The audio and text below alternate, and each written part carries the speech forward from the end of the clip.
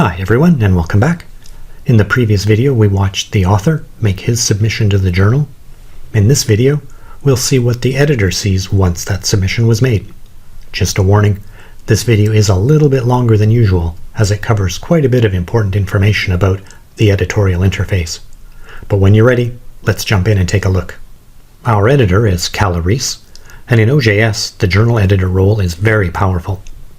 Editors can see everything that's going on throughout the journal. They can see and edit all the user accounts. They can temporarily log in as other users on the system, and can make any and all decisions about the submissions. Some journals just have a single editor who does just about everything, including working with the authors, selecting the reviewers, doing the copy editing, layout editing, and proofreading. Many small OJS journals on shoestring budgets, or even with no budgets at all, work this way.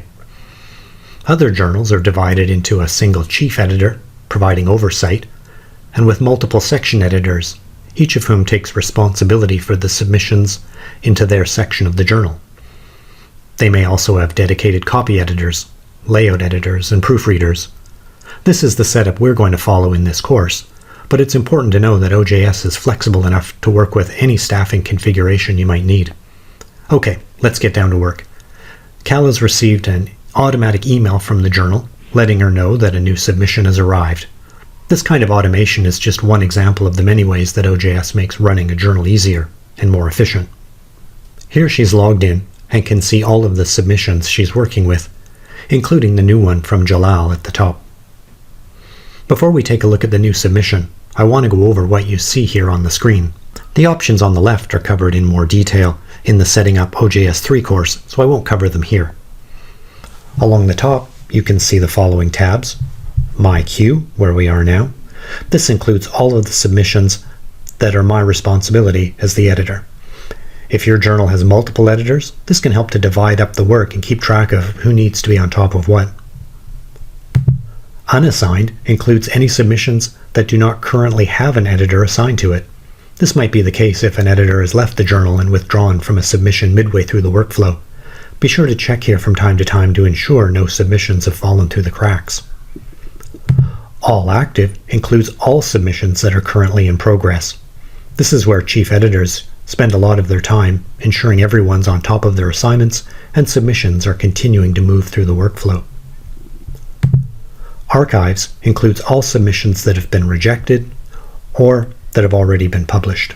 At a glance, you can quickly see which stage each submission is at, including the first submission stage, the review stage, the copy editing stage, or the production stage. Using the blue arrow to the right, you can expand the entry to see additional details, including whether assigned reviews have been completed, whether revisions have been submitted, or if there are any open discussions. Particularly important notes, such as whether a review is overdue, are also included in this interface. If you have a long list of submissions, you could use the search tool at the top to type in an author name or a title keyword, and that would help you narrow down the one you're looking for. In addition, you can use the filters to limit the list down to just those that are overdue, and I can hit that X to remove that. Those that are incomplete, those that are just in a particular stage, or those that are just in a particular section. Filters are a great way to be able to really narrow down a long list of entries.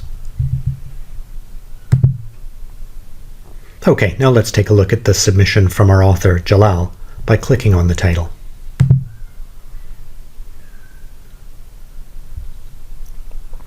And this takes us to the detailed record of his submission. First, let's go up to the top and look at the metadata link. This opens up a window that includes all of the details of his submission, including which section it's in, and you can easily change that if you think it's inappropriate. The title, subtitle, abstract, list of contributors, a cover image if you wanted to have images for each article, and in this case keywords. And if you wanted to add some more keywords as the editor, you can do that right now. The Identifiers tab is where an identifier will show up once one's been assigned, such as a DOI. But we're too early for that. Next to that is the editorial history. This tracks all of the activities that have taken place for this submission from the time it was submitted right up to the present. There's a few entries here already, and this will just grow over time as it spends more time making its way through the workflow. The submission library is a place where all members of the editorial team could access any files that are uploaded and shared. This is an experimental feature in OJS that we're trying out, and it kind of acts like a shared Dropbox folder for everyone on the team. Now, if we move our way down, we can see that we're in the submission stage currently. And below that, we can see that there's a submission files panel. And in the submission files, we can see all of the files that were originally submitted by the author. In the previous video, we saw that Jalal just uploaded this one Word doc, so that's all we're seeing here. This little blue arrow will expand and allow us to see more information, which includes some history specifically about this file. And if we wanted to add any notes, we could add notes here. If we wanted to edit the file, we could change its name here, for example. Or if we wanted to delete it, we could delete it as well. Now this is pretty simple because we do just have the one file, but there could potentially be multiple files here. Jalal might have uploaded 4 different Word docs, one with the article text, maybe one with his references, maybe one with some tables. He may have also uploaded some images. He may have uploaded a movie file or a sound file. There could be any number of different files that might be appropriate depending on the journal, and they could all be listed here. If you see a long list, it is searchable. So this will just search within that list of files. If you wanted to download them all, you could click there. And if you wanted to upload a new file, you could do so here. An example of where this might be handy is if the author emailed you an additional file they forgot to upload, and you don't want to make them go back and log in and re-upload it. You just want to take care of it quickly. You could upload it right here. Once you're ready to read this file, all you have to do is click on the title, and that will download it to your desktop, where you can read it. Once you've read it, and you might have some questions that you want to ask to the author before you make that decision, whether to accept this for consideration, you can use the pre-review discussions. Discussions are a new part of OJS that have just been built into OJS 3, and it's a place where you can have conversations between different people involved in the submission and have it all tracked.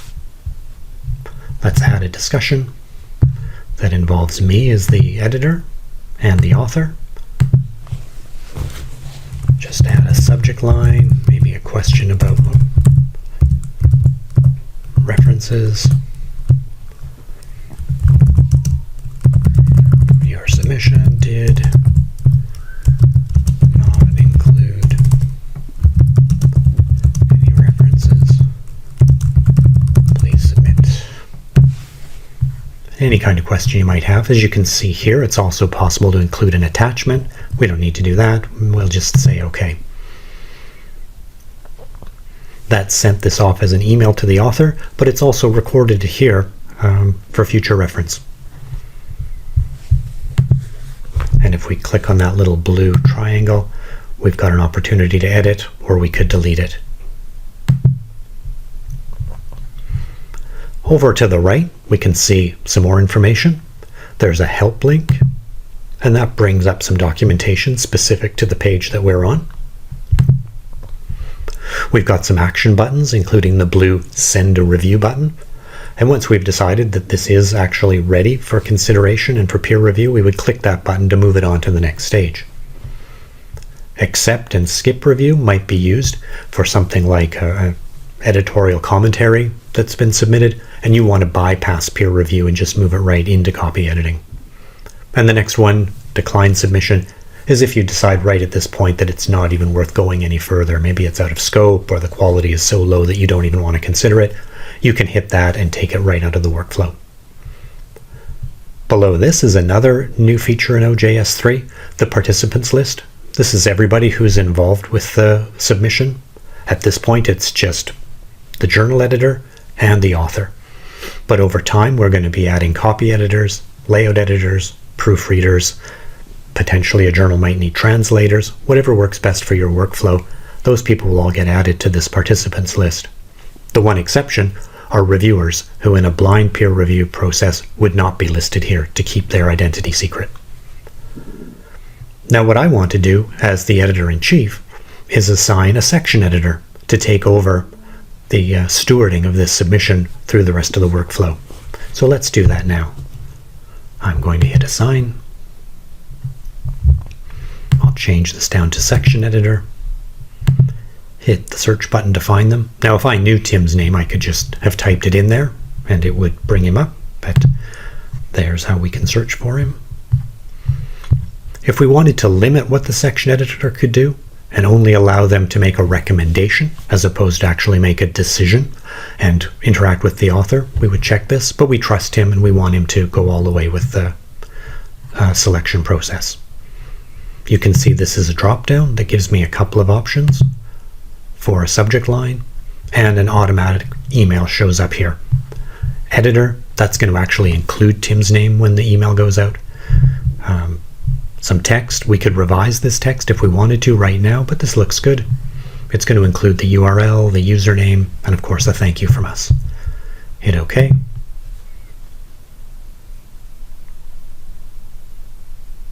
And that's done. Two things have happened. One, an email has gone out to Tim, letting him know that we'd like him to take on this assignment. And as well, we can see in the pre-review discussions, it's been included down here. And again, the communication is being tracked so that we've got an ongoing record of the various discussions. As well, we can see over here that Tim's been included as a section editor. And that pretty much is it for our journal editor. Calla can now leave it to Tim to take on the rest of the work in moving this through the workflow, and we'll see how that works out in the next video. Thanks for watching, and we'll see you there.